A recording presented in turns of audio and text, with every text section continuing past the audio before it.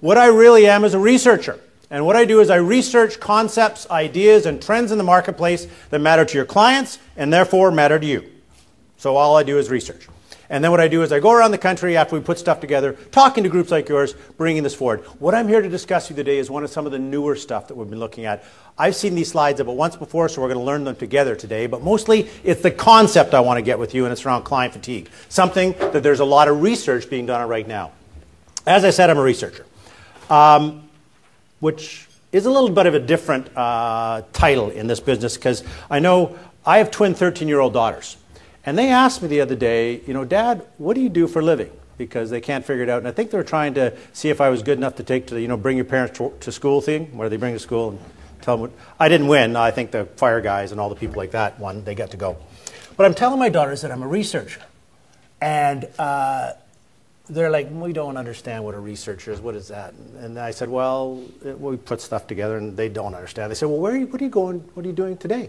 Another time I was going to give a talk. I said, well, I'm just going to Kelowna to give a talk to a bunch of financial advisors about some research we've done. They go, oh, so you give speeches? I said, yeah, I give speeches. They go, okay, we get that. We understand that. So Caitlin, one of my daughters, says, well, Dad, when you're giving your speech, do people actually listen to you? And I go, well, because they don't, right? So I go, well, yeah, honey, because we give them a pen and there's a piece of paper. They're sitting down and they're polite. It's a business environment. Sure, they listen to me. And then Alexandra, the other twin, goes, well, Dad, when you're finished speaking, do they clap? And I go, well, yeah, honey, sure, they clap. It's a professional environment. They want to show their appreciation, so everybody claps. And Caitlin's having none of this, so Caitlin gets up and says, look, Dad, forget that. When you're finished your talk, does everybody stand up and cheer and clap? And I go, oh, honey, that is really, I don't think you understand business that much, so maybe that's not going to happen. But I'll tell you what, I don't know how today is going to go between you and I, but I do know one thing in life: you shouldn't disappoint the children, okay? So we'll just leave it at that. So the research I want to talk today is around client fatigue.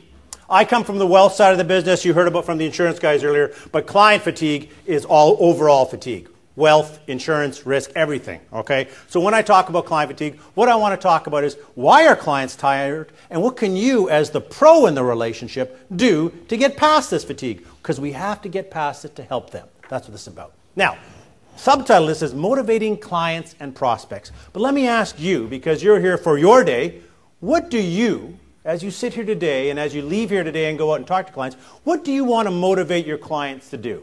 What are some of the things you want to motivate your clients to? Tell me, please. What do you want them to do? Pardon me? Financial security. No, what do you want to motivate them to do? What do you want to motivate them to do with you? Take your advice? Listen?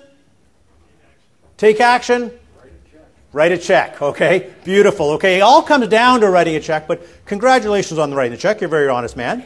But congratulations to the other three as well, because that's what it's about. It's about taking our sound advice, because we are here for them. It's about taking some action, because most people are not taking any action, and they're missing out on opportunities. But what you need to think about is, what do I really want to motivate my clients to do? And it's not all clients. Every individual client, you want to motivate a different way. But that's what this is about. How can we use some of the newer research into brain science to help with this motivation? Some of this stuff is going to be simply a scientific validation of things you've been doing or Jack's been doing for 44 years. Okay? But some of it is new. So here we go. What we're going to cover today is something called client fatigue. We're going to really define it, but I think you know what it looks like because you see it in your clients. I want to talk to you about some new research on decision making, because as we start to understand more and more how the brain actually works, how your client's brain actually works, we start to get some insights as to how we can help them better, how we can motivate them to take action and take our advice. We'll talk about something called decision fatigue. Everybody suffers from it. Your clients suffer from it. What can you as the pro do to do it, to get rid of it? And I'll tell you what, one thing I want to touch on, but every time I just touch on it, it ends up being a huge discussion, and that is around advisor fatigue. Because you are fatigued as well. You're fatigued because, number one, you've got the same personal and financial issues that all your clients do. And secondly, you are dealing as the professional, as the caregiver, if I can use that expression, you're dealing with these people who are all fatigued, and this keeps hitting on you all the time, and it wears you down. It's not burnout because you're tired of working. It's compassion fatigue, something we used to only see in caregivers like doctors and nurses, but we're seeing it in spades with the advisor community in North America. The U.S. is a little ahead of us on what it looks like and how we might help each other with it, but we'll talk about it today.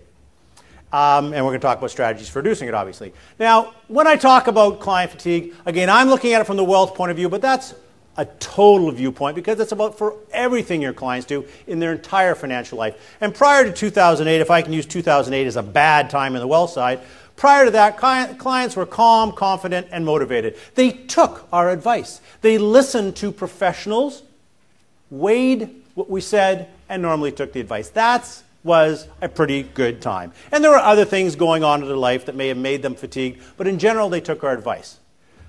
Receptive to what we had to say. After 2008, and it continues to today, if you're talking to any of your clients about wealth, I can't speak as authoritatively about the risk side of your business, but I know it's the same there because the clients are fatigued in general. But after 2008, there's fear, there's lack of confidence, and they are low in motivation. They just don't want to do anything. They're afraid if they take a step, it's going to be the wrong step. Even when you tell them that's the step they should take. Even when you tell them they've just got to take any step. That's what they look like. And this is doing nobody any favors, right? This is not how you want to feel. Regardless of whether your financial fortunes are up or down, left or right, this is not how you want to feel. This is not how you want your clients to feel. So we want to move away from this. This fatigue that is setting in with all the clients. Now, what are the causes of fatigue? There's lots of them. And they hit our clients, and they hit us, but they hit our clients all day long. There's observing market volatility. The markets have calmed down a bit, but you know, over the last bunch of years, there's been massive volatility in the market. And don't think that the wealth market doesn't impact how people think about insurance and risk. Their entire financial future is all wrapped up in one to them. So market volatility, things swinging up and down, that flash crash a couple of years ago, people are very concerned. Things keep jumping up and down. You heard the gentleman here talk about insurance, about the regulators concerned about this volatility. Everybody's concerned about it. There's stuff around fixation on portfolio performance. Even if 90% of the work you do with your clients is risk and insurance based, they are still fixated on what you may do or what other financial professionals are doing with them around their portfolio performance. That's where they've got their eye right now. That's what they're worried about. Confused and scared by media.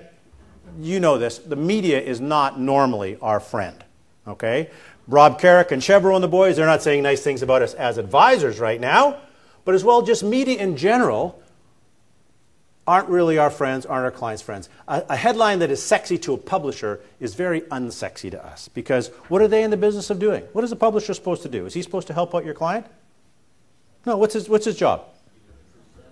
Sell newspapers. And how do you do that? You sell advertising space by having your subscription go up. That's his job. As my father used to say, never trust anybody who buys their ink by the barrel, right? Because when you got ink by the barrel, you got to print something. And normally it's something that gets people's attention. And what is that normally these days? Bad news. Ton of it going on.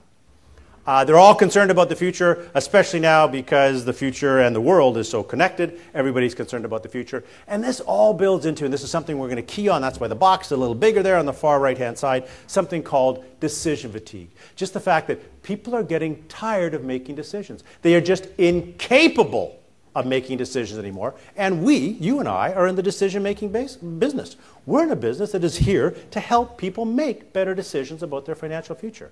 And when they can't make decisions for true physiological reasons, they're in a lot of trouble, and we have to help them. I'm not going to ask you this right now, because this forum, this is some new stuff we've been doing, and I've been doing it with some smaller groups, and I've been asking people, how has client fatigue impacted your roles? I want you to think about it right now. I'm not going to ask you to put up your hand and tell me right now, but there are lots of ways that it impacts what goes on. The ones I've heard from your colleagues around the country as I started this is people, my clients, have an unbalanced perspective. They're making irrational decisions. They're cashing out. They're unwilling to take my advice. They're even leaving me. They want to find a new advisor because they don't think I'm the right person anymore. The only decision they can make is, I don't like that person anymore. I just got to go somewhere else because I'm not happy. It has impacted them in a huge way just because they are tired. They are tired of making decisions because they have to make decisions every day. So they're far less responsive to following our advice. And that is a huge concern to me because, tell you what, my job, my role at CI and my role for the last 15 years has been to help develop the advisor community. And it is my belief that the best advisors, and I'd like to say that some of them are in the room here, because I tell you what, the best advisors are the ones that come to see me. Not because they learn that much from me, but because you're the people who want to continue to get better. There are hundreds of advisors sitting at home right now, or sitting in the office doing nothing, not trying to develop themselves. But if you're one of the advisors who is providing sound advice, then we want to help people listen to you, because that's how they get better. Now, what can we help you do to conquer this client fatigue? We're going to show you some strategies to make clients more calm, protect themselves from their weird decisions, and reduce this decision fatigue. That's what this is all about. I'm going to show you a model around decision fatigue, and I'm going to give you some concrete strategies to combat it. Some of them are old, some of them are new, but I tell you what we're doing. On the website, which I'll show you at the end of the presentation, on our website, what we are doing with all our colleagues around the country is finding out what is working for you to combat fatigue, and then we're going to just start cataloging these. And we're just going to put them in there, and you can go in anytime you want and check them out and see which ones might make sense for you. Because this is not going to go away. Clients will continue to have decision fatigue because they are coming, as you heard earlier, into a more complex stage of their life, in a much more globalized economy where media is rampant, so decisions have to be made all the friggin' time. So they're going to have them. Okay, new research about decision making. Let me just tell you how this all fits. Traditional model of decision making, this goes back to Aristotle and Socrates and Greeks, and we all share this because we have the Greek history, okay, is that there were two ways to make decisions. There was logic and there was emotion. And the way to really help people make decisions, the way to really present an argument to get somebody to buy into what you're saying, was to use logic. Who believes this? I used to believe this. That's what it was all about. If I show people enough facts and figures and charts and graphs, they're going to buy into my logical decision and my logical argument. That's how we were all raised. That is not right. Okay, that is actually wrong. And what we're saying is we turn that thing right on our head, and we take a look at the fact that it's an emotional decision in all cases. Every decision your client makes, every one is an emotional decision. I'm not saying they should all be just emotional decisions, and you should appeal just to the emotions of your client. But what I'm going to suggest, and you'll see the science behind it, is the fact that every decision they make is emotionally based. They may go through a lot of logic to get to it, but it is the emotional side of their brain, of their reasoning, that puts value onto certain things, that values and weighs certain things. Without the emotion, no decision can be made. In fact, they've done studies, we don't have to get on this today, but if you get more into brain science, they've done studies where they've got people who have either had some kind of seizure and or tumor where a certain part of their brain has been removed, and it's the part that deals with emotions. They are still able to logically go through everything and do computations, and they have high IQs, but they can make no decisions. They cannot make a decision because there's no part of the brain that's helping them weigh A versus B versus C.